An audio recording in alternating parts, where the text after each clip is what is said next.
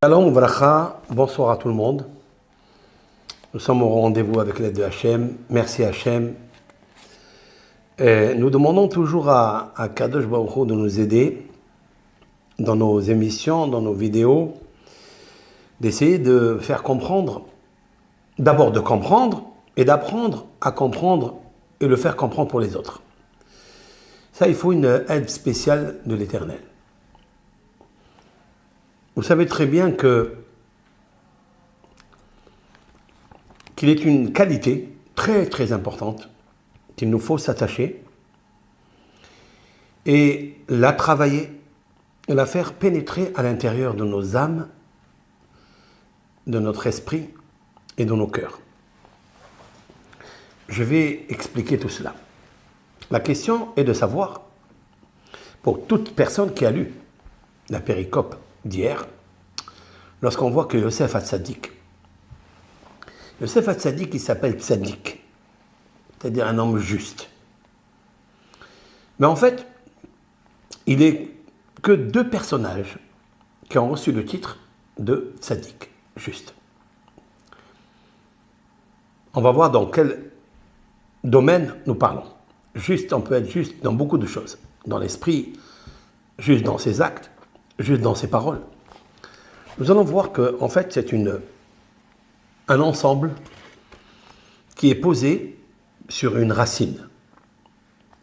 Cette racine confère à l'homme l'honnêteté, confère à l'homme la bonté, la justice. Yosef Hatzadik avait toutes les qualités. Nous allons y revenir. Donc la Torah a appelé un seul personnage. C'est-à-dire quand on voit dans le Pentateuch, il y a une personne qui s'appelle Tzadik dans la Torah. Noah. Noah s'appelle Tzadik. La deuxième personne, le deuxième personnage dans la Bible, quand on dit de lui qu'il est Tzadik, et tout le monde l'a dans sa bouche, Yosef Hatzadik. Mais ce n'est pas écrit dans la Bible. Dans la Torah sainte, il n'est pas écrit que Yosef est Tzadik. Comme il est dit à propos et explicitement chez Noah. Noah ish Tzadik. Par contre, où est sorti, de quelle bouche est sorti que Yosef est un Tzadik, est un homme pieux, un homme juste, honnête. Le roi David. Les psaumes.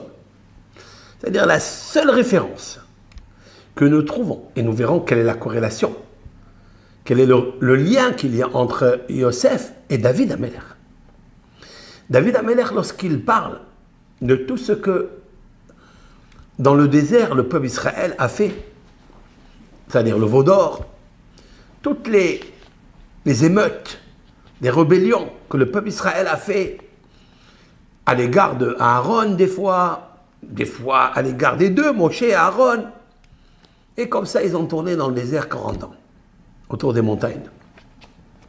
Autour des montagnes, deux montagnes il y avait, celle de Moshe et celle de Aaron. Et là, David, il fait rentrer un passage que l'Éternel a puni les Shvatim, c'est-à-dire les tribus d'Israël, les frères de Yosef, Bemichram Tzadik, parce qu'ils ont vendu un Tzadik, Ba'avour Na'alaim, pour cause pour acheter des sandales. Autrement dit, qu'ils l'ont vendu pour 20 pièces. De quoi acheter des sandales? Quel scandale! Et là, David Amelech dit, lorsqu'ils ont vendu, et pour cette cause-là, qu'ils ont vendu un tzaddik, c'est Yosef, Ba'avour Na'alaim, pour un prix de sandales. Donc voilà, David Amelech, il a fait monter à Yosef qu'il était un tzaddik. Maintenant, la question est de savoir qu'au moment où ils ont vendu Yosef, il n'était pas encore tzaddik. rétroactivement, la Torah, elle va marquer ce qui va se passer après. Et donc, nous y sommes. C'est entre la péricope de Vayeshev et la section de Miketz, où nous trouvons que Yosef, autant dans la paracha de Vayeshev, il va être écrasé, il va être SDF, jeté dans un puits où il y a des scorpions, où il y a des serpents, et après ils l'ont revendu à Ishmaélim. Ishmaélim l'ont vendu aux Médianim, qui l'ont descendu en Égypte, qui l'ont vendu comme esclave. Yosef va se plaindre à un certain moment au maître échanson, après avoir passé 10 ans en prison, et voilà qu'il voit que le maître échanson et le maître panetier, leur visage était triste. Atsuvim, ça veut dire qu'ils étaient réduits à la tristesse. Il leur a dit, pourquoi vos visages sont ainsi? Alors le maître échanson, il a compris que Yosef voulait son bien, et il lui a chanté sa chanson, il lui a raconté son rêve. Et Yosef de lui interpréter comme il faut. Et l'autre, il a compris que les paroles de Yosef, la révélation, l'interprétation, pénétraient à l'intérieur du maître échanson. Puis, lorsque le maître panetier entend l'interprétation, lui aussi il va, et il demande à Yosef. Cependant là, Yosef, il lui a interprété selon la prophétie. Il faut être un soixantième de prophétie pour interpréter les rêves, parce que c'est quelque chose qui est très caché. Il n'y a que Dieu et l'ange, dominateur, représentant des rêves, qu'il sait de quoi s'agit-il, pas un être humain. Mais Yosef était celui qui était en prison pendant 10 ans, et Yosef va, avec succès, réussir l'interprétation des deux, lorsque le maître échanson va revenir à servir le pharaon, tandis que le maître panetier va être pendu, comme l'avait interprété Yosef. Alors bien sûr, qu'est-ce que Yosef a vu dans le maître échanson? Qu'est-ce qu'il a vu dans le maître panetier? Le maître panetier en hébreu s'appelle Ophim. Ophé, c'est un boulanger. Ophim, Sarah Ophim, il était le prince, enfin le chef des boulangers dans la maison du pharaon. Le mot Ophim, les deux premières lettres de Ophim, c'est très intéressant, est le mot Af, colère. Il a vu qu'il y avait une colère sur lui. Et d'ailleurs, le maître échanson, panetier, pardon, lorsque il voulait s'adresser à Yosef pour lui dire « Aussi, moi aussi, j'ai vu un rêve », il lui a dit « Af ani bahalomi ». Af, ça veut dire colère. Dans le terme simple, c'est Af. Moi aussi, j'ai vu dans mon rêve. Mais il n'a pas dit Gam, qui se dit aussi. Il a dit Af. Il a employé deux lettres qu'il ne faut pas mentionner. Af, colère. Il faut s'éloigner de dire le mot Af, qui veut dire colère, qui veut dire le nez. Ça veut dire qu'il y a quelqu'un qui est en colère après toi. Ben, c'est Dieu qui était en colère après lui. Mais en fait, pourquoi le maître panetier avait parlé de colère? Qui lui a mis ça dans la bouche? Eh bien, c'est que Dieu a donné un métier à cet homme-là d'être boulanger. Et être boulanger s'appelle Ophé. Ophé ou Ophim en hébreu. Ophé, boulanger. Les deux premières lettres sont en fait Aleph et Fé. Fé, c'est Af. Af, c'est la colère. Et pourquoi Dieu il a mis la colère sur cet homme-là? Parce que cet homme-là a soupçonné Yosef. Cet homme-là a dit, c'est impossible que Yosef, à l'âge de 17 ans, puisse résister à la femme de Potiphar, qui lui a adressé avec tendresse toutes les tentacules pour le faire descendre vers le bas. La Toum'a d'Égypte était là. Vous savez très bien que, et on le sent de plus en plus, que l'obscurité elle est en train de grandir dans le monde.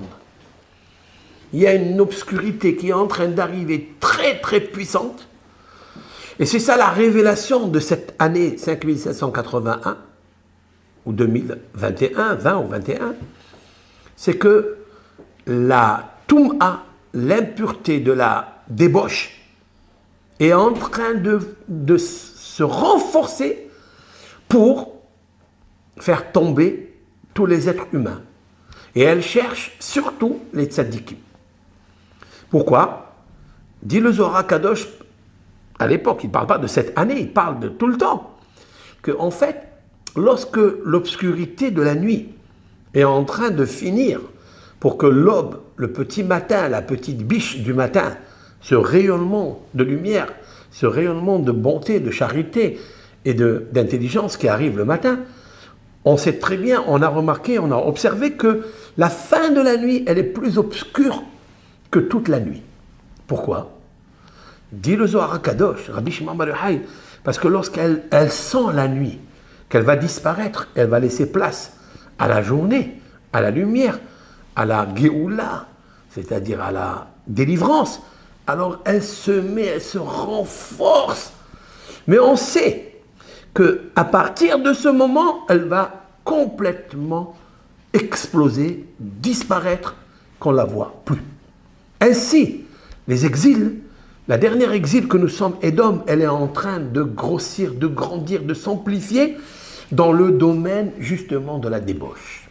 Esav, c'est celui qui était débaucheur. Esav Racha. Et cette force de Toum'a, on la voit, elle est de partout. Elle fait succomber Naharé Israël ou Bnot Israël. Malheureusement, je ne parle pas des nations, je ne parle pas des autres, des idolâtres ou des nations qui, eux, ils n'ont que cette loi noahik ou noahid. Je ne parle pas d'eux. Je parle du peuple d'Israël qui était toujours barricadé avec une barrière de tsniot, c'est-à-dire de pudeur, et de faire très attention à la prostitution, à la débauche, à la sexualité, etc. Et là, elle est en train de se renforcer comme des vagues qui montent très très très haut pour inonder un village, pour inonder un nageur. Toute personne peut remarquer, peut observer, peut toucher du doigt et même du cœur. En effet, cette force négative, je l'ai appelée plusieurs fois, hein.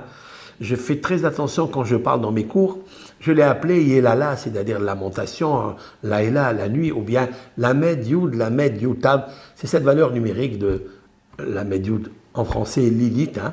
Je le dis en français. Hein. En hébreu, on n'a pas le droit parce qu'elle a une puissance, on lui donne la puissance.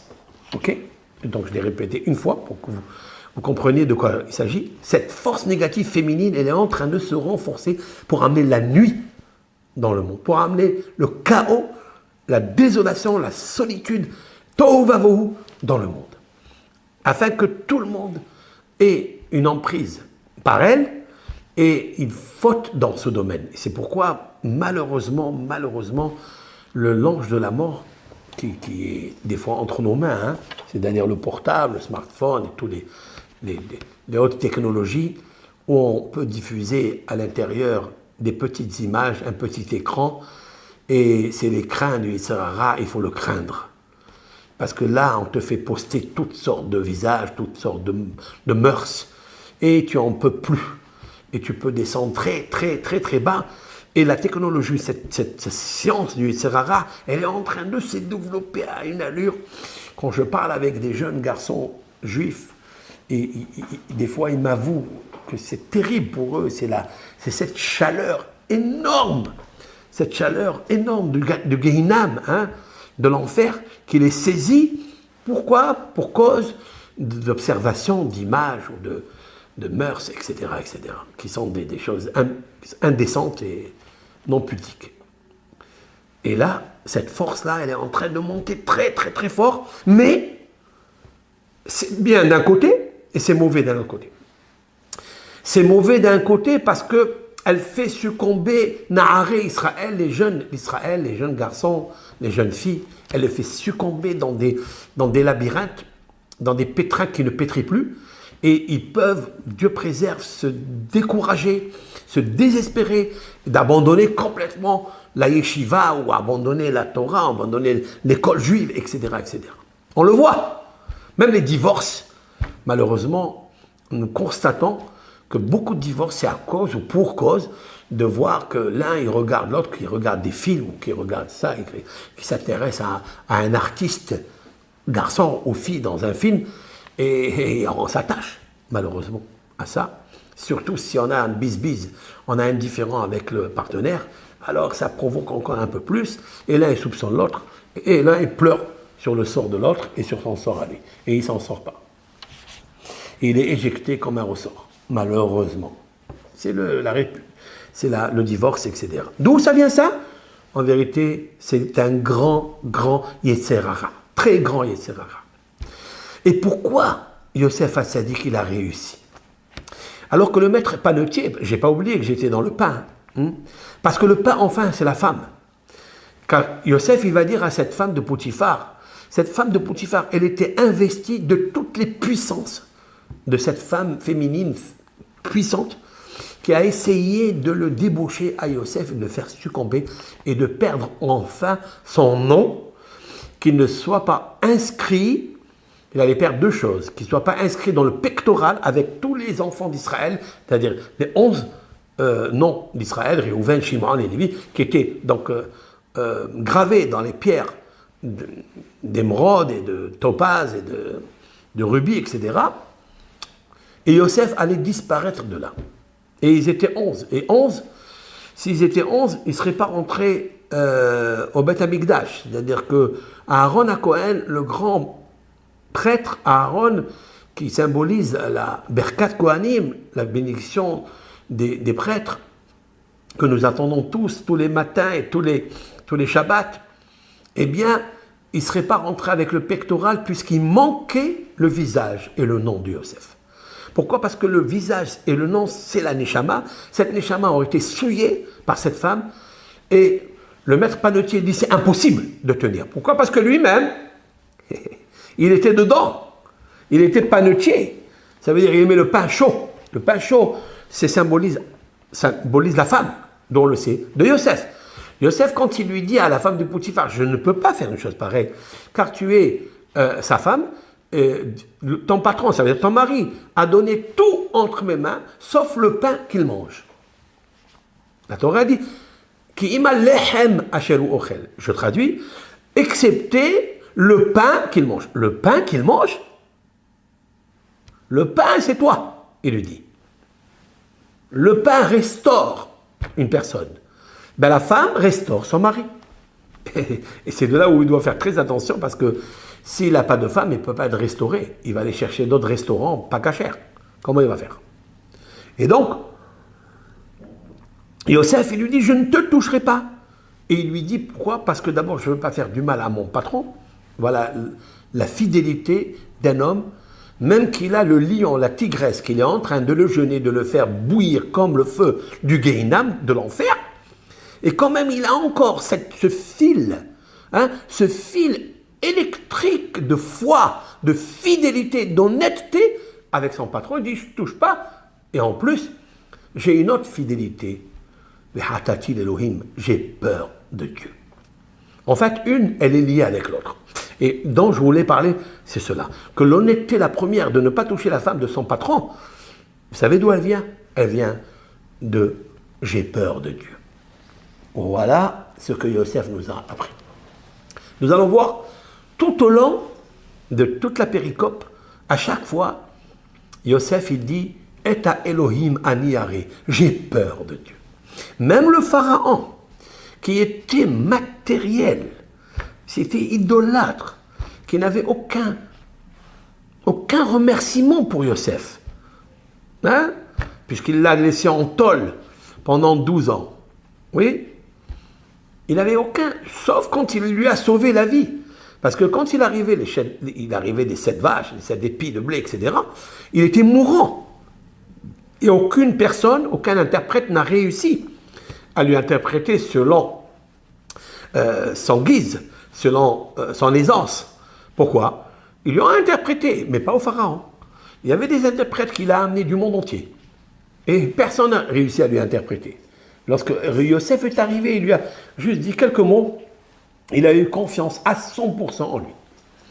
Et lorsque Yosef, il dit maintenant, il va chercher une personne intelligente, intuitive, sage, il lui dit, mais qui est comme toi? Qui est Navon vehacham kamocha. Il n'y a pas d'un homme intelligent, il n'y a pas un homme sage comme toi. Et il a dit à tous ces princes qui étaient à côté, il lui a dit, c'est toi qui prendras ma bague. Il lui donne la bague, tu monteras sur le deuxième carrosse qui suit le premier carrosse royal, et il prend le Révidazav, c'est-à-dire il prend un collier en or, il lui met autour du cou, il l'embellit, il le part. Voilà un SDF.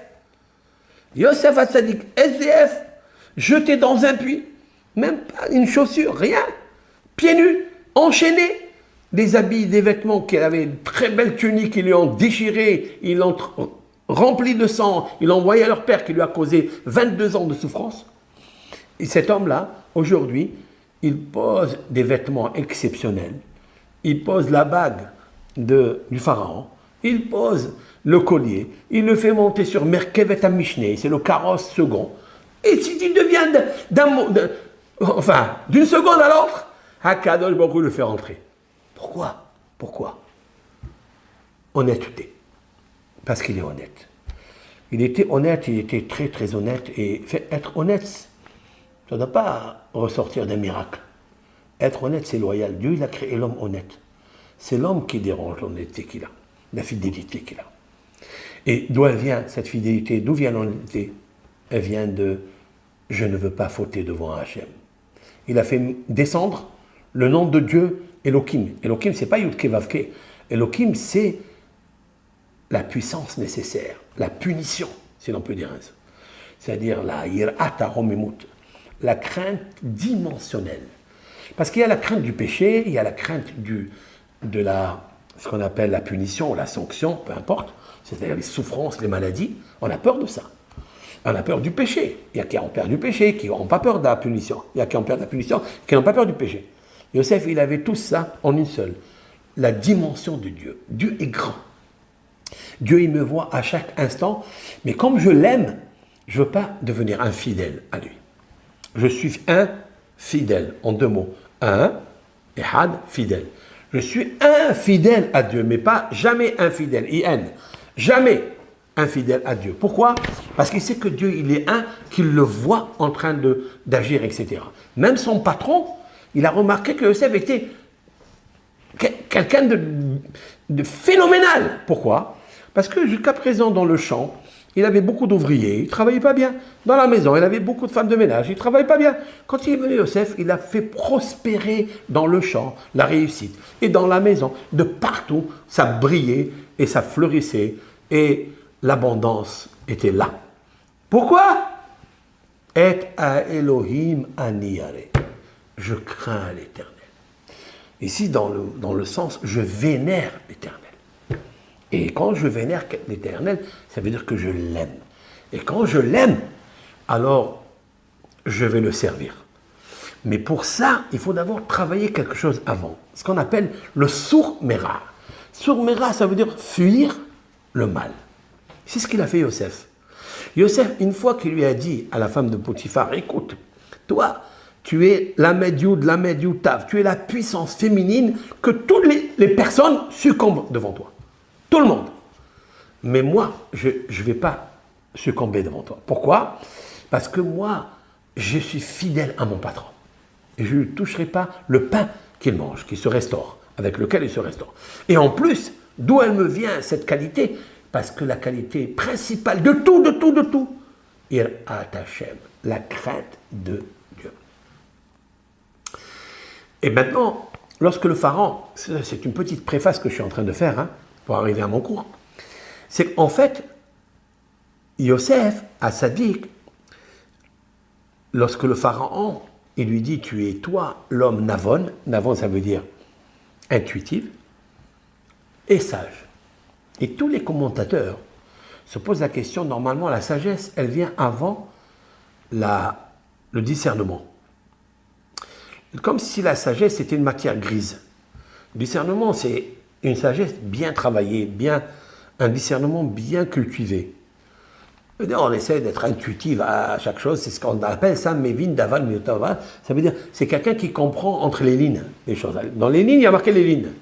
Après l'autre, il lit entre les lignes. Chaque mot, il va le disséquer, il va le va le développer, il va le décortiquer, etc. Et ça fait de ça un binyan. Ça fait une exaltation, une construction. D'où vient le mot bina, navon. Alors pourquoi le pharaon, il a appelé d'abord navon?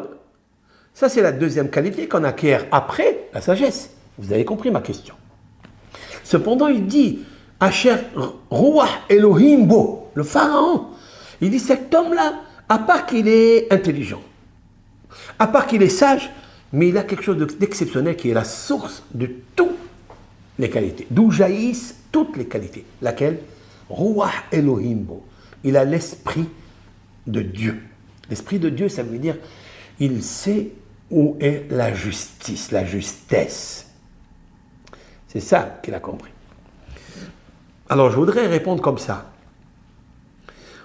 Et si on va actualiser pour aujourd'hui, pour nous, comment, dans cette année 5781, nous allons réussir, si Dieu veut, l'année, parce qu'elle ne s'annonce pas tellement bien.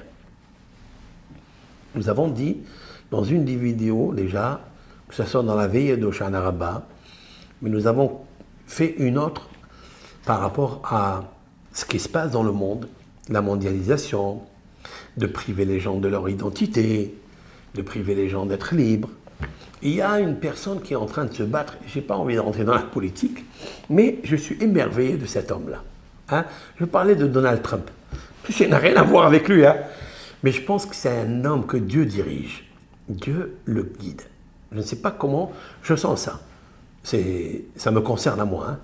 C'est permis de dire des choses, même si des fois on n'est pas d'accord avec moi, mais c'est pas grave.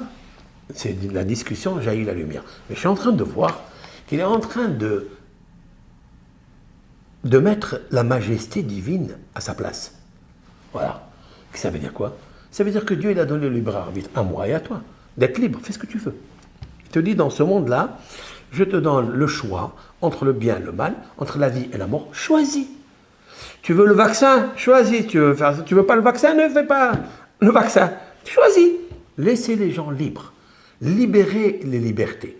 Et ne pas interdire les libertés. Mais ce qui se passe dans le monde, c'est qu'il y a une vague très puissante, que ce soit les médias, ou que ce soit les nations, que ce soit tous les grands de cette terre qui pensent qu'ils sont grands. Mais la grandeur ne tiendra pas. Cette grandeur-là, hein, elle est comme le chaume d'une graine d'épeautre ou de seigle ou de blé, que lorsque vient un mistral ou un vent, même simple, il peut l'envoler. Ça, c'est ce que dit le psaume 1 dans David Ameller. Que ces gens qui se pensent qui sont grands, qui sont les grands conseillers de cette terre, qui se réunissent pour être hein, eh ben, ils sont comme le chaume. Lochen hareshaim, voilà ce que dit David Ameller, je crois dans le verset 5. Lochen hareshaim ki im kamos hachet defenu ruach. Pas comme ça les Réchaïm, comme les Sadikim qui sont plantés dans l'étude, dans la vraie sagesse, la loi de Dieu. Ils sont comme le chaume, comme cette pellicule-là qui est très fine, qui est très fragile. Eh bien, ils pensent qu'ils ont des grands conseils.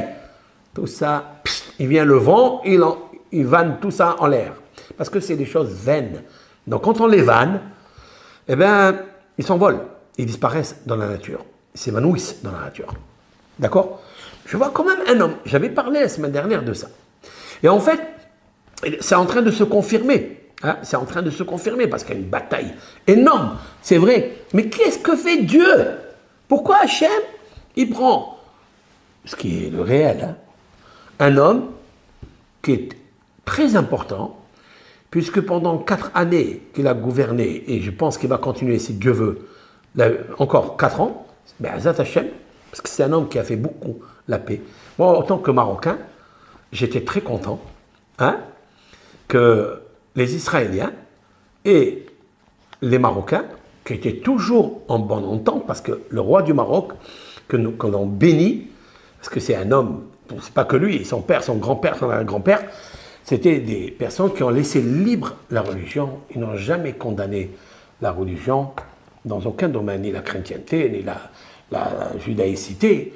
C'était toujours de laisser les gens libres. Et bien maintenant, Trump a réussi à faire ce qu'on appelle un accord commercial ou autre, peu importe, des avions israéliens qui vont aller au Maroc et des avions. Donc les gens, ils attendent ça. Pourquoi? Comment il a réussi? Ça fait des années, il y a des gouvernements exceptionnels qui étaient là. Personne n'a réussi. Et pourquoi? Le prix Nobel, c'est lui qui doit le recevoir normalement. Normalement, si on est juste, si on est honnête, mais il va le recevoir. Mais peut-être, vous savez quoi? Il n'a même pas besoin de le recevoir. Parce que nous attestons tous que oui, il a réussi quelque chose. Il a fait déjà la paix avec 4 pays. C'est 4 nations. C'est incroyable. Moi, en tant que Marocain, je suis très content qu'il y ait cette maroquinerie qui s'est créée entre les Israéliens et les Juifs marocains, surtout. Ils sont très contents. Je ne sais pas combien de millions il y a en Israël, 1 million de Marocains. Eh bien, ils sont très heureux et ils bénissent en même temps le roi du Maroc et en même temps Donald Trump. En fait, il a une mission dans ce monde et je pense qu'il l'a fait bien. Je pense qu'il a fait bien.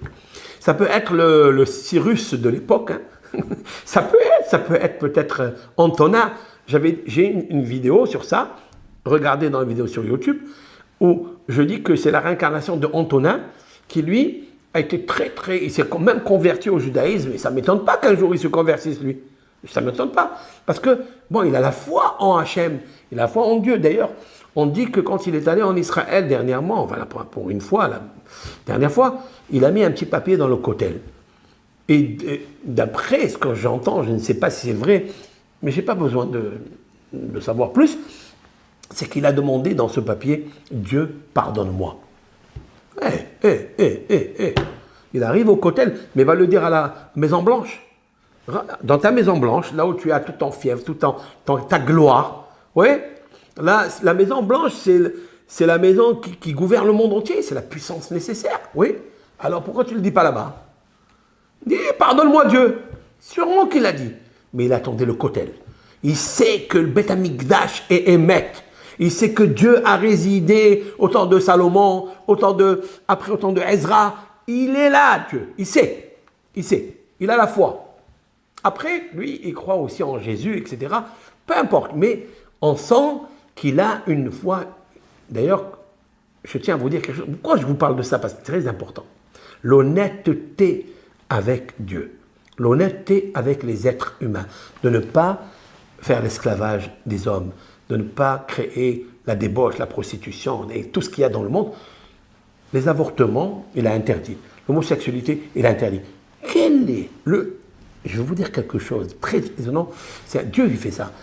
Quel est l'Israélien, mais il a, pardon de le dire, quel est le ministre israélien qui peut interdire l'homosexualité en Israël? Qui? Il ne peut pas.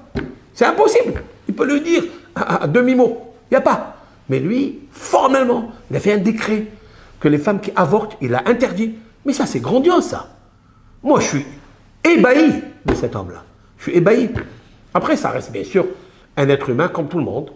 Oui, mais on voit qu'il a une mission très spéciale. Il veut essayer de ramener la justice. D'ailleurs, quand il est allé à Davos, pour la première fois qu'il a été élu, c'est-à-dire le premier mois, ils se réunissent là-bas, tous les grands de ce monde-là, soi-disant, et il a dit quelque chose. Il sait de quoi il s'agit ici. Il sait quels sont les intérêts de chaque nation, de chaque président. Il sait tout. Il a dit, je prends la parole, car il nous faut ramener à Dieu sa majesté. J'ai écouté ça. Je l'ai écouté, vous pouvez l'écouter. Je veux ramener à Dieu sa majesté. Quel est l'homme politique qui toujours il a honte parce qu'ils vont le prendre pour un hassid, ils vont le prendre pour un illuminé, un sinoc ou un sénile. Quel est l'homme qui dit une chose pareille? Eh bien lui il l'a dit. Eh bien bravo. Bravo. Ça c'est du courage, c'est un grand courage. Pourquoi je vous parle de ça? Parce qu'en fait, Dieu, il est en train de faire éclater cette obscurité qui existe dans le monde. Qu'est-ce qui existe dans le monde? La malhonnêteté. Ce qui existe dans le monde, c'est que les gens sont malhonnêtes, sont infidèles. Il y a beaucoup de tricherie, beaucoup de fraude. Eh bien, Dieu, par cet homme-là, surtout par lui, il est en train de faire quelque chose dans le monde. Ça ne va pas être facile. Ça va être très, très difficile. Mais parce que l'obscurité, lorsqu'elle sent qu'elle va mourir, oui, alors elle est très forte. À quoi ça ressemble ça? Explique le Zohar en donnant cette métaphore, une métaphore qui est vraie. Hein. C'est une personne qui est en train d'agonir. J'ai assisté, vous avez pu assister à des gens qui étaient en train de s'éteindre lorsque leur neshama, elle est en train de donner son dernier souffle, sa dernière respiration. On regarde le visage de cette personne, il est brillant, il est beau, il est magnifique, il est une lumière extraordinaire qu'il n'avait pas avant. Même dans sa vie, quand il était vivant, en bonne santé, il n'avait pas ce visage rayonnant. C'est quoi le sod? C'est quoi le secret? Le secret, c'est la neshama. La neshama, c'est la lumière. C'est cette énergie-lumière qu'il y a à l'intérieur de lui. Elle vient de Dieu. Et comme elle prend congé de ce corps qui est obscur, alors, elle est en train de se renforcer parce qu'elle va quitter ce monde. Cette lumière, elle va laisser place à un corps qui va être dans l'endroit le plus obscur, qu'on appelle Bet Nishia. C'est la maison de l'oubli, les oubliettes. Ben oui. Alors ce visage rayonne. Comme il existe ça dans la Kedusha, ça existe ça dans la sainteté, ça existe aussi dans l'inverse, dans l'obscurité. Oui, ça existe. Eh bien, Yosef Hatzadik, il a tout réussi, même qu'il était vraiment très écrasé. Mais comme il a cherché la vérité, il a cherché l'honnêteté, ça l'a aidé énormément. Et c'est pourquoi Yosef Hatzadik, Yireh Elohim. Notre travail à nous aujourd'hui, c'est pas d'avoir des connaissances en Torah ou en philosophie, en mathématiques. Tout ça, c'est bien. Mais lorsque le diable, lorsque le Yitzhara, il se réveille, comment tu fais? Qu'est-ce qu'a dit Abraham à Avimelech? Qu'est-ce qu'il a dit au pharaon lorsqu'ils lui ont dit pourquoi tu dis que c'est ta sœur alors que c'est ta femme? Tu as failli déverser sur nous un grand châtiment, sur moi, et sur ma famille, sur tout le peuple. Qu'est-ce que lui a répondu Abraham? Il lui a dit je pensais que vous étiez intelligent. Il n'a pas dit ça. Je pensais que vous avez des connaissances dans la magie, dans la sorcellerie, dans l'astronomie, dans l'astrologie, dans la médecine, dans la musique. Il n'a pas dit ça. Il a dit une seule chose. Rak amarti. Seulement j'ai dit. En irat Elohim bamakom hazeh, qu'il n'y a pas la crainte de Dieu dans cet endroit. Vaharaguni al devar ishti. Et qui vont me tuer à cause pour me prendre ma femme. Waouh. D'où il le sait ça? D'où il sait qu'il n'y avait pas la crainte? La crainte de Dieu, d'où il le sait? Ben, les douaniers, quand elle est passée Sarah, ils lui ont dit, c'est qui elle? C'est ça que tu demandes? Au lieu de dire, lorsqu'un étranger vient dans la ville, ou un invité, quelqu'un qui est de passage dans une ville, on ne lui dit pas, qui est celle-là? Combien d'argent tu as? C'est quoi ce costume que tu portes? On ne demande pas ça. On dit, est-ce que tu as où dormir? Est-ce que tu as où manger? C'est ça les premières questions qu'on demande à quelqu'un. Oui? Et ils ont demandé qui est cette femme. Ils sont partis directement chez le pharaon, ils ont commencé à faire des éloges. Abraham, il a compris, il a dit, waouh, ceux-là, ils n'ont pas la crainte de Dieu. Mais par où il a décelé ça? Tu ne m'as pas demandé si j'ai faim. Vous avez vu que la crainte de Dieu, ce n'est pas quelque chose d'exceptionnel comme on pense. Que c'est difficile de l'acquérir. Non. Il suffit juste d'être un homme poli et un homme gentil et un homme qui cherche l'intérêt de l'autre. Tu as où dormir, tu as où manger, ça, c'est Hachamaïm. Quand la femme de Potiphar, elle a demandé à Yosef, elle lui dit, mais oh, calme-toi. Tout le monde a l'appétit de la sexualité, de la débauche, tout ce que vous voulez. Mais tu es la femme de prochain. Je vois d'abord ça. Il m'a donné la confiance. Comment je vais trahir sa confiance? Et en plus, je vais fauter au bon Dieu qui me regarde maintenant. Eh bien, Yosef, grâce à ça, il est devenu un prophète. Pas seulement qu'il est devenu un prophète, il est devenu le plus grand économe de la terre. Et je vais vous dire quelque chose de très extraordinaire que dit Rabbi Haim el-Hattar dans son commentaire au Rahaim HaKadosh. Il dit, à un certain moment, Yosef, une fois que l'abondance était là, il a rempli tous les greniers, tout était rempli, une abondance exceptionnelle. Et bien, lorsque les gens venaient de tout le pays, de toute la terre, hein, pas le pays, de tous les pays, oui, de toute la terre, des restes Israël, etc., Canaan à l'époque, ils sont venus, Yosef a ouvert tous les Otsarot, tous les greniers, il a ouvert. Rabbi Haim el-Hattar, il dit pourquoi? C'est ça un économe, c'est ça le sage, c'est ça l'homme qui a l'esprit divin. l'intelligent. On ouvre tout. C'est pas comme ça qu'on fait. D'abord, on ouvre une partie, on vend d'abord la marchandise, et après, au fur et à mesure, on fait sortir là.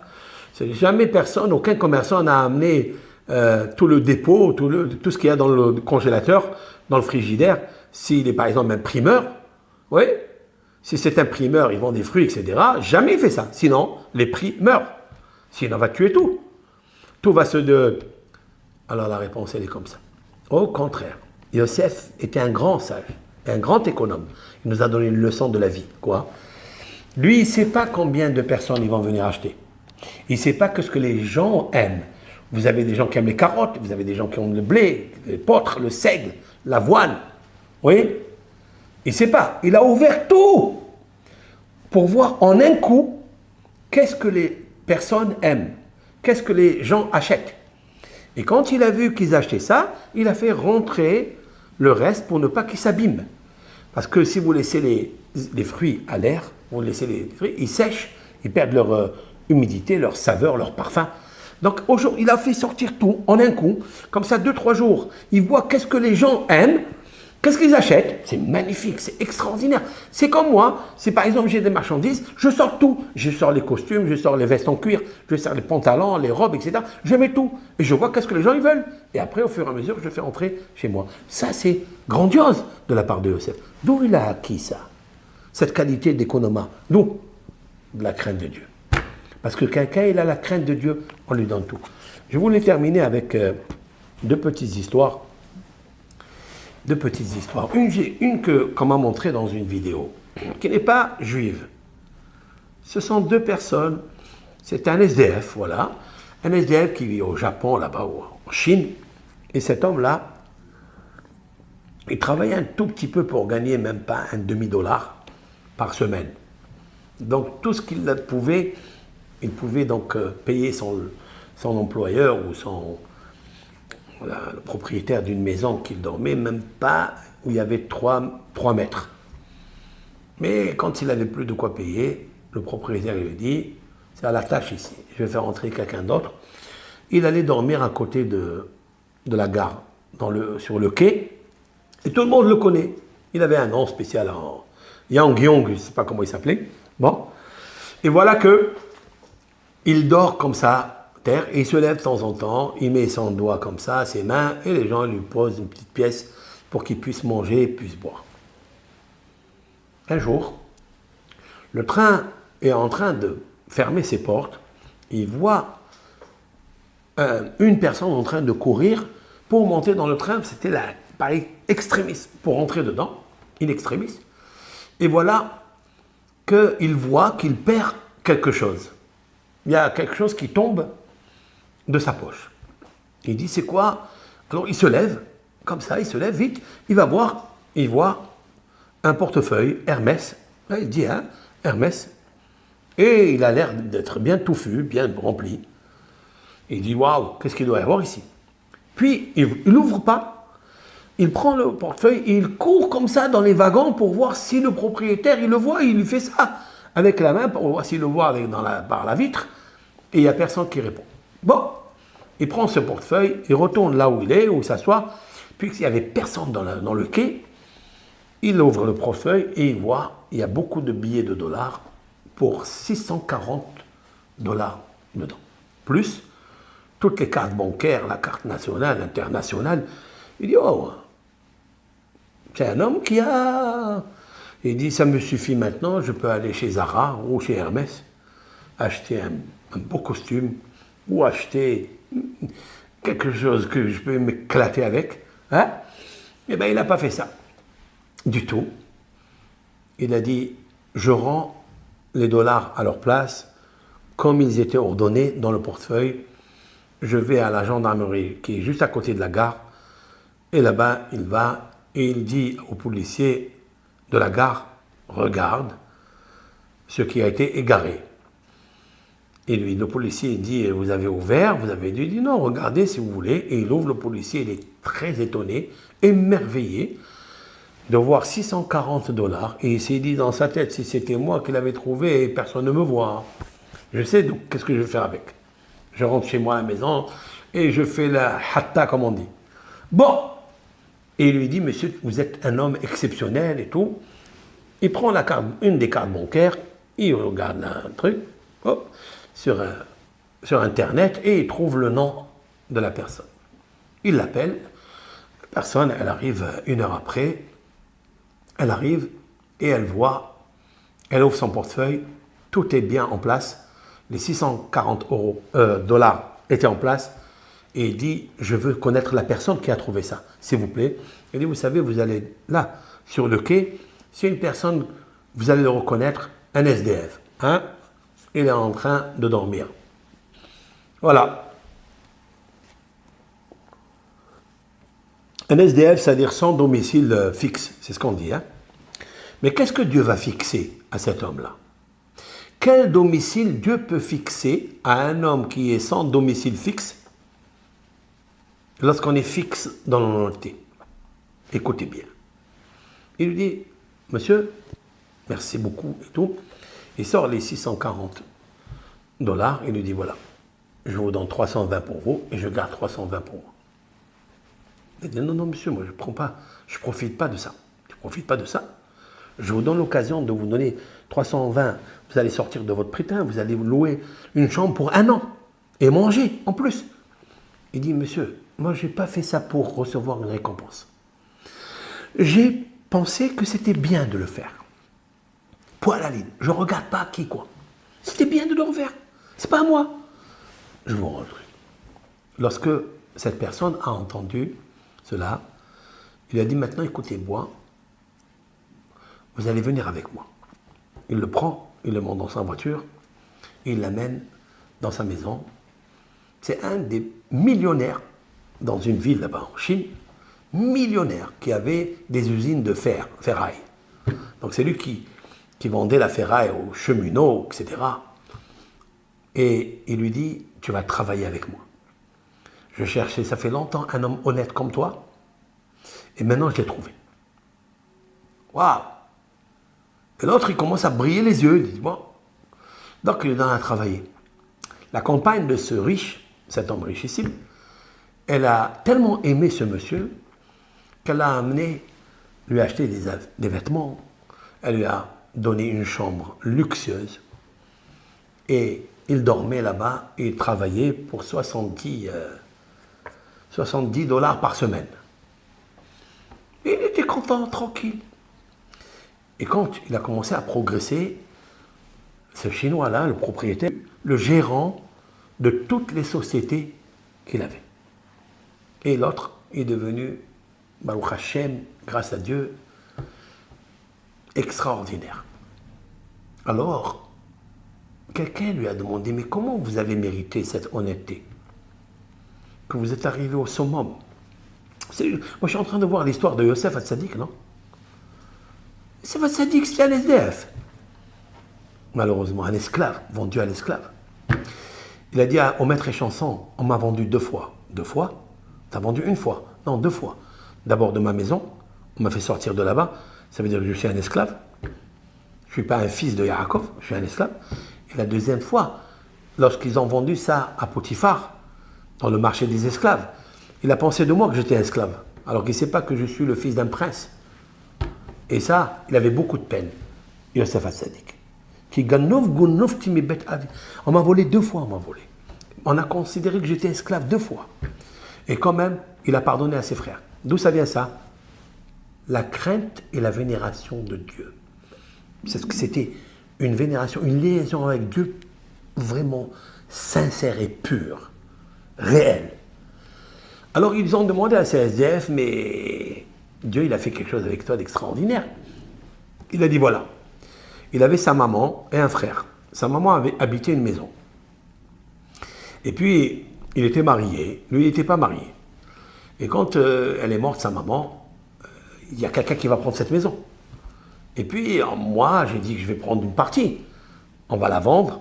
Et puis, mon frère, il prendra une part et moi une part. Et puis, le frère, avec sa femme et les enfants, se sont installés dans cette maison. Et moi, je suis resté dans la rue.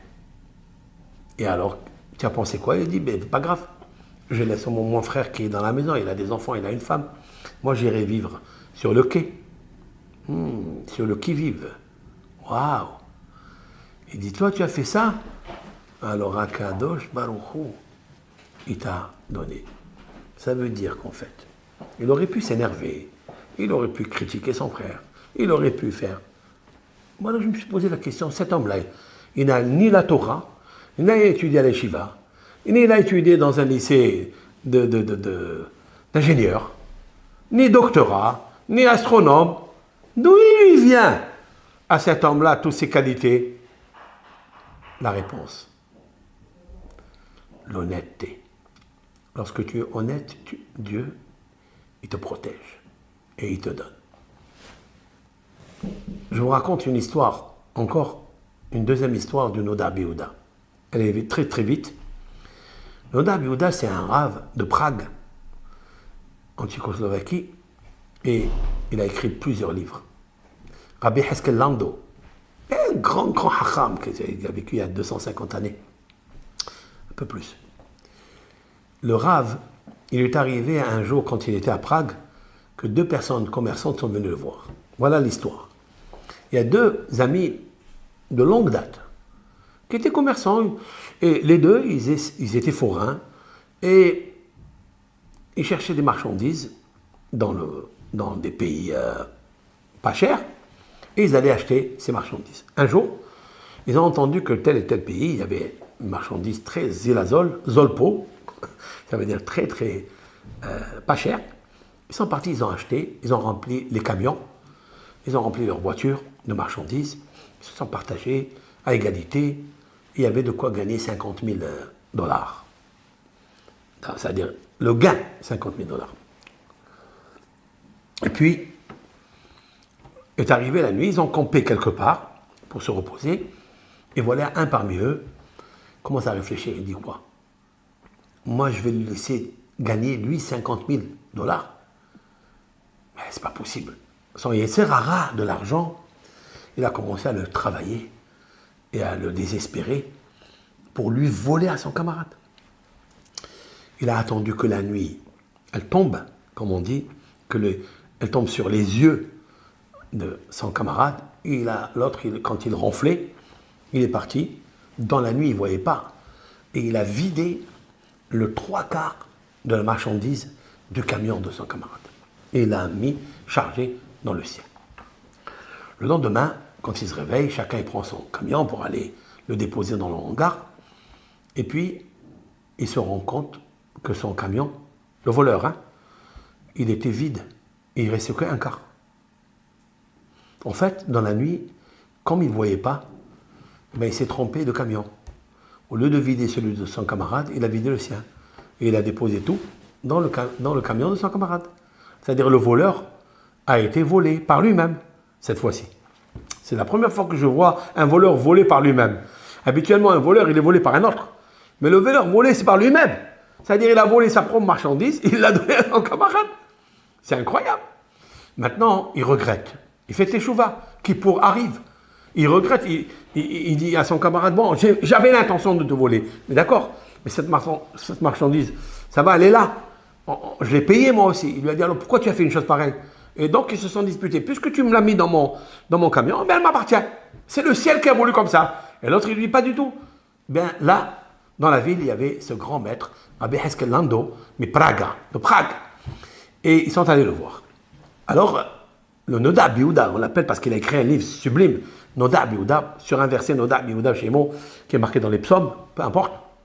Et puis, il dit au voleur, il lui dit, tu fais tes chouvas? Il lui dit, oui. Tu es prêt à dire devant tout le monde ce que tu voulais faire? Il a dit, non, je ne peux pas. Je vais m'humilier. Il a dit, tu acceptes que cet argent reste, ton argent, elle reste chez lui. Il lui a dit, mais comment? Il a dit, c'est comme ça la halakha. La halakha, c'est toi, de tes propres mains, tu lui as mis dans le camion. D'accord? Donc c'est à lui. Je ne peux pas te la rendre. Tu ne peux pas. Mais sache que dans le ciel, on te pardonnera sur la mauvaise intention que tu as eue de voler. Mais je ne peux pas ramener, d'après la halakha, cet argent que toi, tu lui as mis là-bas. Tu lui as donné. Alors il lui a dit, j'accepte. Et le Noda Biouda, le Rav, Heskel Lando, il lui dit, je vais te dire quelque chose qui est encore plus cher que ta marchandise. La voici. Lorsqu'on est malhonnête, on se fait voler son propre argent.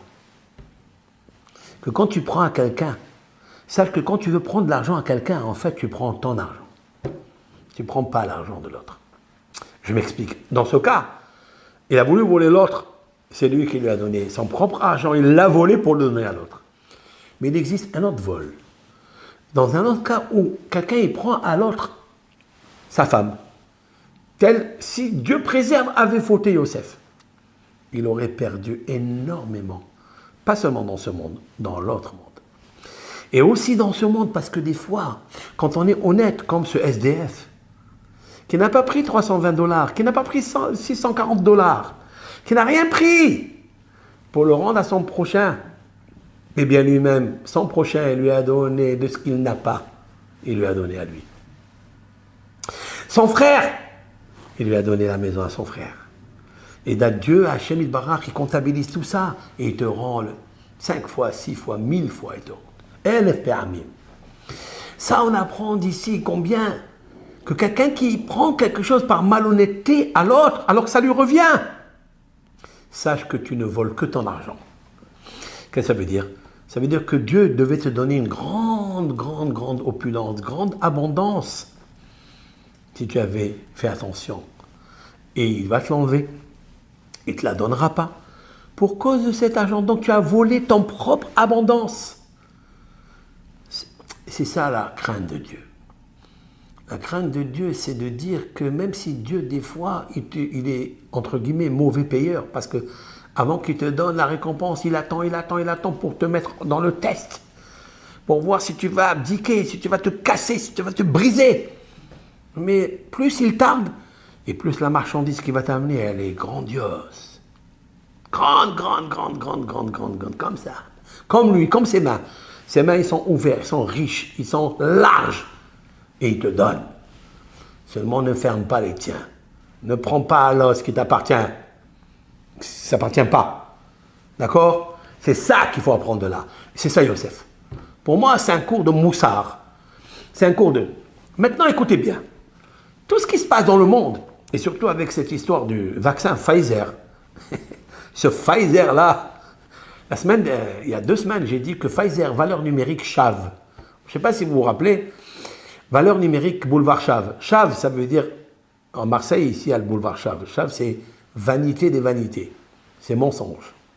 Comme ça, j'ai dit la semaine dernière. Eh bien voilà, c'est vrai que il y a les Israéliens dans le monde, ils sont en train de mettre ce vaccin-là. Est-ce qu'il va immuniser? Est-ce qu'il va être contre le truc? Eh bien, c'est incroyable.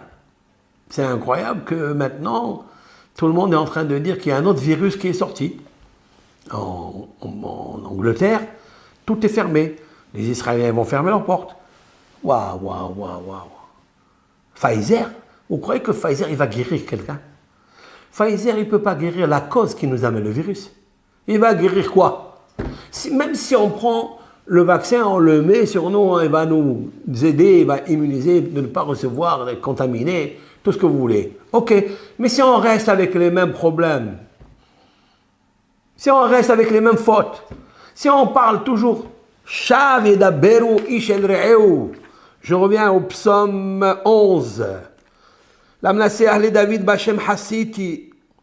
David il dit, en Hachem j'ai eu la foi, je me suis couvert, je me suis soumis à Hachem.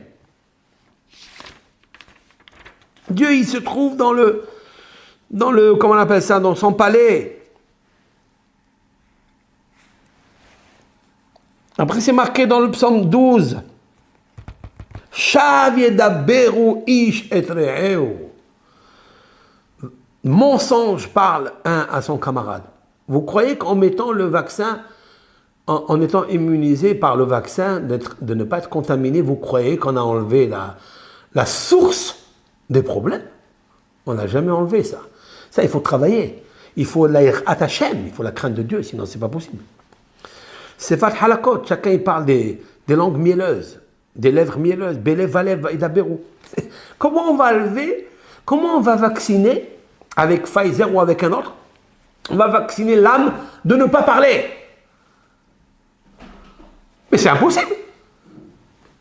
Donc, tout ça, c'est chave. Chave. C'est quoi chave? Ça veut dire c'est vanité des vanités, tout est vanité. Il faut autre chose. Qu'est-ce qu'il faut alors? Il faut la crainte de Dieu. S'il n'y a pas la crainte de Dieu, c'est impossible. Et j'ai trouvé, je l'ai dit la semaine dernière déjà, qu'en effet, dans le psaume 71, verset 23, c'est lui, en lisant ce psaume, le meilleur vaccin, la meilleure thérapie, le meilleur remède, c'est lui. Psaume 71, verset 23. Qu'est-ce qu'il dit? Teranena sefatai, mes lèvres t'exaltent, qui azameralach, parce que je chanterai à toi, venafshi asher padita, mon âme que tu as sauvée. Tu veux sauver ton âme?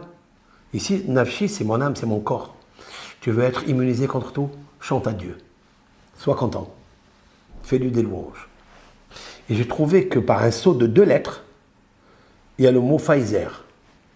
Sefatai le fait. Après, il y a le Yud. Après, il y a 2 lettres. Vous comptez 2 lettres. Après, il y a le Yud encore, parce que ça écrit Fe, Yud, Yud, Zayin, Resh. Pfizer. Venafshi, Asherpat. Le vrai Pfizer, hein, sans dépenser d'argent. Ils ont dépensé des milliards. Sans dépenser rien du tout. Ne rien craindre. C'est guérir la bouche. Le psaume 12, il nous a dit Chav et d'Aberou. On parle du mensonge, on parle de. C'est quoi ça? Louons l'Éternel, prions avec l'Éternel. Et c'est le plus grand Pfizer. Vous comprenez ce que je veux dire? Eh bien, Hashem, si on fait ça, l'Éternel nous aidera à éradiquer tous ces virus qui arrivent. D'ici là, on ne sait pas d'où ils sortent. En fait, ils sortent que de la bouche, de la mauvaise langue et des yeux étroits que l'on peut avoir sur l'autre. Apprenons de Yosef, Ben Porat Yosef, Ben Porat Alehaïn.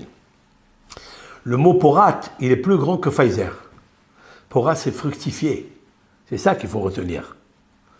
Ben Porat Yosef, comment il a interprété le rêve des vaches, le rêve des épis. Tu veux avoir des vaches? Tu veux avoir des épis? Vachement. Ferme la vachette. Et Akadosh Baruch Hu te donnera tout ce que tu veux. Bracha ve'aslaha. Bénédiction pour tout le monde. Et surtout, en cette année, il faut prier la paix, et la paix, et la paix, et la paix, dans le monde entier. La paix avec soi-même, avec sa famille, et la paix dans le monde entier. Ken yehi ratzon. Oseh shalom bimromav, hu ya'aseh shalom aleinu, ve'al kol ammo Israël, ve'imru. Amen.